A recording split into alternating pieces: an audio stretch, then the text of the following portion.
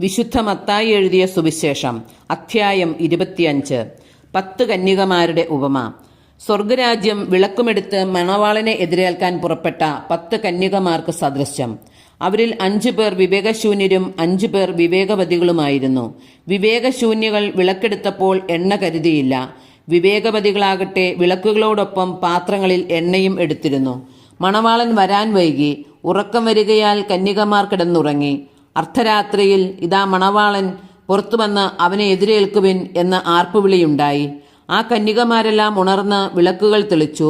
വിവേകശൂന്യകൾ വിവേകവതികളോട് പറഞ്ഞു, ഞങ്ങളുടെ വിളക്കുകൾ അണഞ്ഞു പോകുന്നതിനാൽ നിങ്ങളുടെ എണ്ണയിൽ കുറെ ഞങ്ങൾക്ക് തരിക. വിവേകവതികൾ മറുപടി പറഞ്ഞു, ഞങ്ങൾക്കും നിങ്ങൾക്കും മതിയാകാതെ വരുമെന്നതിനാൽ നിങ്ങൾ വിൽപ്പനക്കാരുടെ അടുത്ത് പോയി വാങ്ങിക്കൊള്ളുവിൻ. അവർ വാങ്ങാൻ പോയപ്പോൾ മണവാളൻ വന്നു. ഒരുങ്ങിയിരുന്നവർ അവനോടൊത്ത് വിവാഹവിരുന്നിന് അകത്ത് പ്രവേശിച്ചു. വാതിൽ അടയ്ക്കപ്പെടുകയും ചെയ്തു. പിന്നീട് മറ്റു കന്യകമാർ വന്ന്, കർത്താവേ കർത്താവേ, ഞങ്ങൾക്ക് തുറന്നു തരണമേ എന്ന് അപേക്ഷിച്ചു. അവൻ പ്രതിവചിച്ചു, സത്യമായി ഞാൻ നിങ്ങളോട് പറയുന്നു, ഞാൻ നിങ്ങളെ അറിയുകയില്ല. അതുകൊണ്ട് ജാഗരൂകരായിരിക്കുവിൻ. ആ ദിവസമോ മണിക്കൂറോ നിങ്ങൾ അറിയുന്നില്ല. താലന്തുകളുടെ ഉപമ. ഒരുവൻ യാത്ര പുറപ്പെടുന്നതിന് മുമ്പ് ഭൃത്യന്മാരെ വിളിച്ച് തന്റെ സമ്പത്ത് അവരെ ഭരമേൽപ്പിച്ചതുപോലെയാണ് സ്വർഗരാജ്യം. അവൻ ഓരോരുത്തന്റെയും കഴിവനുസരിച്ച് ഒരുവന് 5 താലന്തും മറ്റൊരുവന് 2ഉം വേറൊരുവന് 1ഉം കൊടുത്ത ശേഷം യാത്ര പുറപ്പെട്ടു. 5 താലന്ത് ലഭിച്ചവൻ ഉടനെ പോയി വ്യാപാരം ചെയ്ത് 5 താലന്ത് കൂടി സമ്പാദിച്ചു. 2 താലന്ത് കിട്ടിയവനും 2 കൂടി നേടി. എന്നാൽ 1 താലന്ത് ലഭിച്ചവൻ പോയി നിലം കുഴിച്ച് യജമാനന്റെ പണം മറച്ചുവെച്ചു. ഏറെ കാലത്തിനു ശേഷം ആ ഭൃത്യന്മാരുടെ യജമാനൻ വന്ന് അവരുമായി കണക്ക് തീർത്തു. 5 താലന്ത് കിട്ടിയവൻ വന്ന് 5 കൂടി സമർപ്പിച്ച്, യജമാനനെ, നീ എനിക്ക് 5 താലന്താണല്ലോ നൽകിയത്. ഇതാ ഞാൻ 5 കൂടി സമ്പാദിച്ചിരിക്കുന്നു എന്ന് പറഞ്ഞു. യജമാനൻ പറഞ്ഞു, കൊള്ളാം, നല്ലവനും വിശ്വസ്തനുമായ ഭൃത്യ. അല്പകാര്യങ്ങളിൽ വിശ്വസ്തനായിരുന്നതിനാൽ അനേക കാര്യങ്ങൾ നിന്നെ ഞാൻ ഭരമേൽപ്പിക്കും. നിന്റെ യജമാനന്റെ സന്തോഷത്തിലേക്ക് നീ പ്രവേശിക്കുക.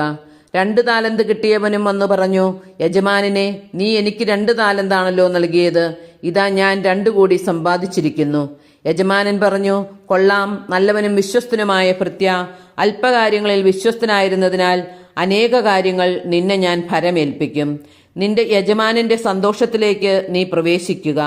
1 താലന്ത് കിട്ടിയവൻ വന്നു പറഞ്ഞു, യജമാനനെ, നീ വിതയ്ക്കാത്തിടത്ത് നിന്ന് കൊയ്യുകയും വിതറാത്തിടത്ത് നിന്ന് ശേഖരിക്കുകയും ചെയ്യുന്ന കഠിന ഹൃദയനാണെന്ന് ഞാൻ മനസ്സിലാക്കി. ആയതിനാൽ ഞാൻ ഭയപ്പെട്ട് നിന്റെ താലന്ത് മണ്ണിൽ മറച്ചുവെച്ചു. ഇതാ നിന്റേത് എടുത്തുകൊള്ളുക. യജമാനൻ പറഞ്ഞു, ദുഷ്ടനും മടിയനുമായ ഭൃത്യ, ഞാൻ വിതയ്ക്കാത്തിടത്തു നിന്ന് കൊയ്യുന്നവനും വിതറാത്തിടത്തു നിന്ന് ശേഖരിക്കുന്നവനുമാണെന്ന് നീ മനസ്സിലാക്കിയിരുന്നല്ലോ. എന്റെ നാണയം നീ പണവ്യാപാരികളുടെ പക്കൽ നിക്ഷേപിക്കേണ്ടതായിരുന്നു. ഞാൻ വന്ന് എന്റെ പണം പലിശ സഹിതം വാങ്ങുമായിരുന്നു. ആ താലന്ത് അവനിൽ നിന്നെടുത്ത് 10 താലന്തുള്ളവന് കൊടുക്കുക. ഉള്ളവന് നൽകപ്പെടും, അവന് സമൃദ്ധിയുണ്ടാവുകയും ചെയ്യും. ഇല്ലാത്തവനിൽ നിന്ന് ഉള്ളതുപോലും എടുക്കപ്പെടും. പ്രയോജനമില്ലാത്ത ആ ഭൃത്യനെ പുറത്ത് അന്ധകാരത്തിലേക്ക് തള്ളിക്കളയുക. അവിടെ വിലാപവും പല്ലുകടിയുമായിരിക്കും. അവസാന വിധി. മനുഷ്യപുത്രൻ എല്ലാ ദൂതന്മാരോടും കൂടെ മഹത്വത്തിൽ എഴുന്നള്ളുമ്പോൾ അവൻ തന്റെ മഹിമയുടെ സിംഹാസനത്തിൽ ഉപവിഷ്ടനാകും. അവന്റെ മുമ്പിൽ എല്ലാ ജനതകളും ഒരുമിച്ച് കൂട്ടപ്പെടും. ഇടയൻ ചെമ്മരിയാടുകളെ കോലാടുകളിൽ നിന്ന് വേർതിരിക്കുന്നത് പോലെ അവൻ അവരെ തമ്മിൽ വേർതിരിക്കും.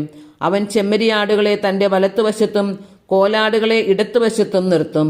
അനന്തരം രാജാവ് തന്റെ വലത്തുഭാഗത്തുള്ളവരോട് അരുളിച്ചെയ്യും, എന്റെ പിതാവിനാൽ അനുഗ്രഹിക്കപ്പെട്ടവരെ, വരുവിൻ, ലോകസ്ഥാപനം മുതൽ നിങ്ങൾക്കായി സജ്ജമാക്കിയിരിക്കുന്ന രാജ്യം അവകാശപ്പെടുത്തുവിൻ. എന്തെന്നാൽ എനിക്ക് വിശന്നു, നിങ്ങൾ ഭക്ഷിക്കാൻ തന്നു. എനിക്ക് ദാഹിച്ചു, നിങ്ങൾ കുടിക്കാൻ തന്നു. ഞാൻ പരദേശിയായിരുന്നു, നിങ്ങൾ എന്നെ സ്വീകരിച്ചു. ഞാൻ നഗ്നനായിരുന്നു, നിങ്ങൾ എന്നെ ഉടുപ്പിച്ചു. ഞാൻ രോഗിയായിരുന്നു, നിങ്ങൾ എന്നെ സന്ദർശിച്ചു. ഞാൻ കാരാഗൃഹത്തിലായിരുന്നു, നിങ്ങൾ എൻ്റെ അടുത്ത് വന്നു. അപ്പോൾ നീതിമാന്മാർ ഇങ്ങനെ മറുപടി പറയും, കർത്താവേ, നിന്നെ വിശക്കുന്നവനായി കണ്ട് ഞങ്ങൾ ആഹാരം നൽകിയതും ദാഹിക്കുന്നവനായി കണ്ട് കുടിക്കാൻ നൽകിയതും എപ്പോൾ? നിന്നെ പരദേശിയായി കണ്ട് സ്വീകരിച്ചതും നഗ്നനായി കണ്ട് ഉടുപ്പിച്ചതും എപ്പോൾ? നിന്നെ ഞങ്ങൾ രോഗാവസ്ഥയിലോ കാരാഗൃഹത്തിലോ കണ്ട് സന്ദർശിച്ചത് എപ്പോൾ? രാജാവ് മറുപടി പറയും, സത്യമായി ഞാൻ നിങ്ങളോട് പറയുന്നു, എൻ്റെ ഏറ്റവും എളിയ ഈ സഹോദരന്മാരിൽ ഒരുവന് നിങ്ങൾ ഇത് ചെയ്തു കൊടുത്തപ്പോൾ എനിക്ക് തന്നെയാണ് ചെയ്തു തന്നത്. അനന്തരം അവൻ തൻ്റെ ഇടത്തുഭാഗത്തുള്ളവരോട് പറയും, ശപിക്കപ്പെട്ടവരെ, നിങ്ങൾ എന്നിൽ നിന്ന് അകന്ന് പിശാചിനും അവന്റെ ദൂതന്മാർക്കുമായി സജ്ജമാക്കിയിരിക്കുന്ന നിത്യാഗ്നിയിലേക്ക് പോകുവിൻ. എനിക്ക് വിശന്നു, നിങ്ങൾ ആഹാരം തന്നില്ല. എനിക്ക് ദാഹിച്ചു, നിങ്ങൾ കുടിക്കാൻ തന്നില്ല. ഞാൻ പരദേശിയായിരുന്നു, നിങ്ങൾ എന്നെ സ്വീകരിച്ചില്ല. ഞാൻ നഗ്നനായിരുന്നു, നിങ്ങൾ എന്നെ ഉടുപ്പിച്ചില്ല.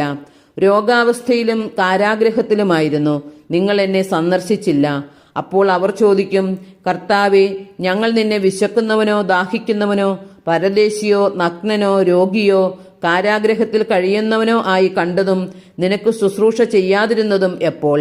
അവൻ മറുപടി പറയും, സത്യമായി ഞാൻ നിങ്ങളോട് പറയുന്നു, ഈ ഏറ്റവും എളിയവരിൽ ഒരുവന് നിങ്ങൾ ഇത് ചെയ്യാതിരുന്നപ്പോൾ എനിക്ക് തന്നെയാണ് ചെയ്യാതിരുന്നത്. ഇവർ നിത്യശിക്ഷയിലേക്കും നീതിമാന്മാർ നിത്യജീവനിലേക്കും പ്രവേശിക്കും.